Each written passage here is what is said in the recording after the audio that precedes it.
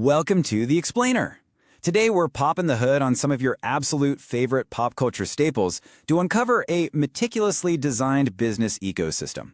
Because behind all that childhood movie magic, there's actually a massive corporate architecture that quite literally reshaped our modern media landscape.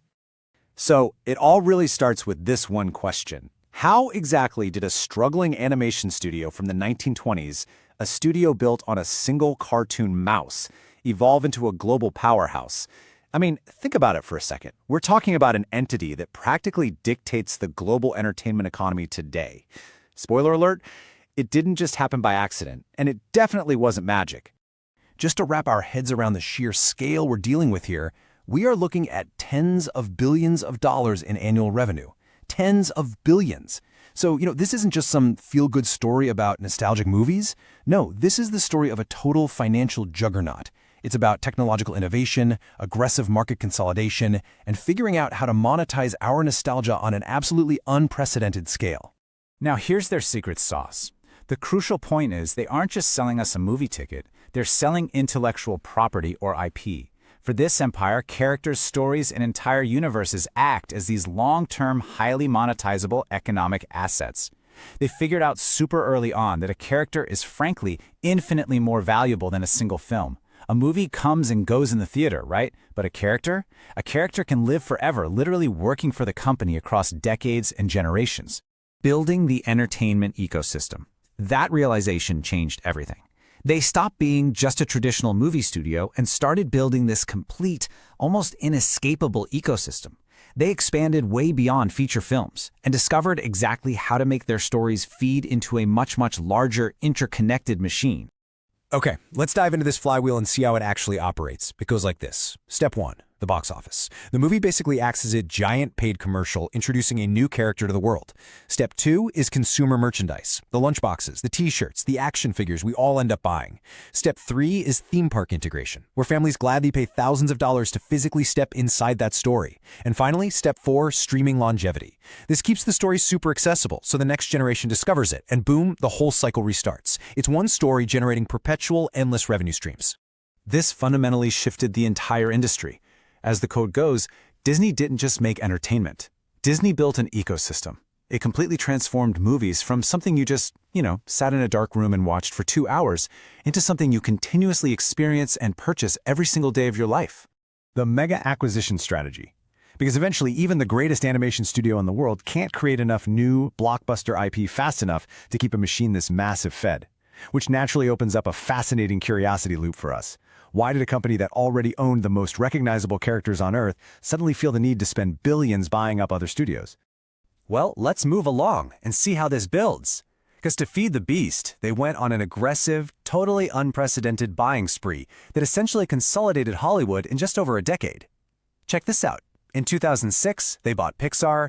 In 2009, they shocked everyone by acquiring Marvel. 2012, they grabbed Lucasfilm, bringing Star Wars into the fold. And then in 2019, they just absorbed 21st Century Fox. They were no longer just making stories, guys. They were out there buying up the world's most lucrative mythologies. $4 billion. Let that sink in. That was the staggering initial price tag for Marvel, and later on, the exact same amount for Lucasfilm. At the time, analysts were absolutely stunned. $4 billion for a comic book company whose biggest star back then was, let's be honest, a B-list hero named Iron Man? It seemed like an incredibly risky gamble.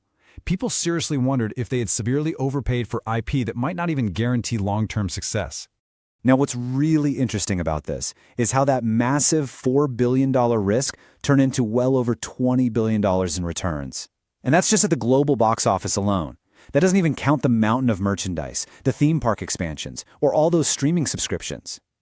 It perfectly illustrates the sheer genius of their return on investment. They weren't just buying movies. Actually, scratch that. It's more like they were buying high-octane fuel for their entire ecosystem. So they took these acquisitions and transformed them into what we now call the franchise machine.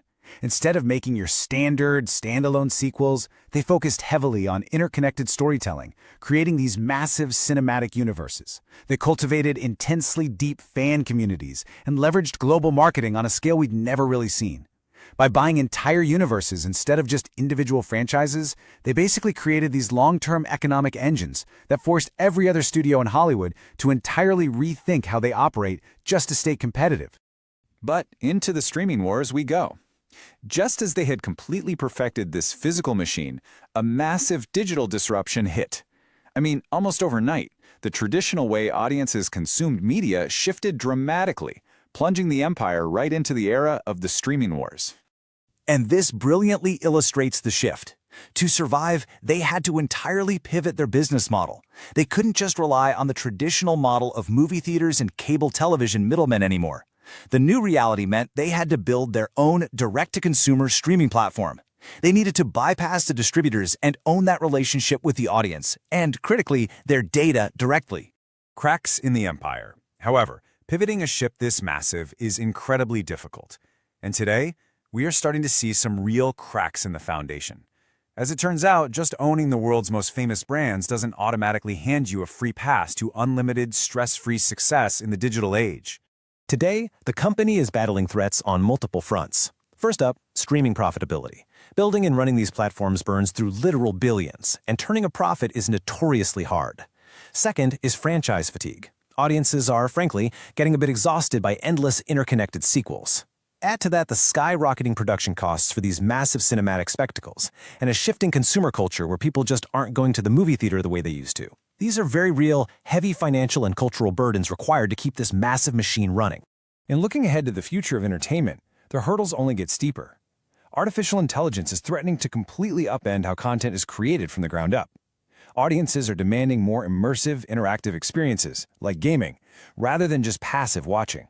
And above all else, we are living in a world of unlimited choices, where human attention is arguably the most scarce resource on the planet right now. So what does this all mean? Well, it leaves us with this final, provocative question. Can the ultimate storytelling system survive in a future of unlimited choices?